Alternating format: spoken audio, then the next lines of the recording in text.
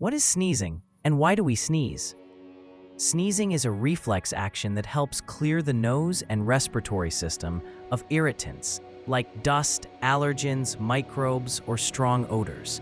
It's your body's way of protecting your lungs by getting rid of unwanted particles before they go deeper into your airways. What happens during a sneeze? Irritation.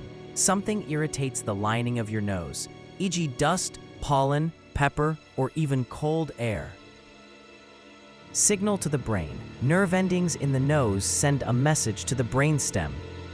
Reflex activated. The brain triggers a coordinated response involving your diaphragm, chest muscles, throat, and face. Powerful exhalation. Air is forcefully expelled through the nose and mouth, often at speeds over 100 miles per hour. Why do we sneeze? We sneeze mainly to remove irritants like dust, mold, pollen, smoke, pollution, or viruses.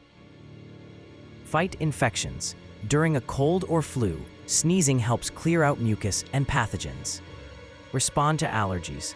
The immune system reacts to harmless substances like pollen as if they were threats.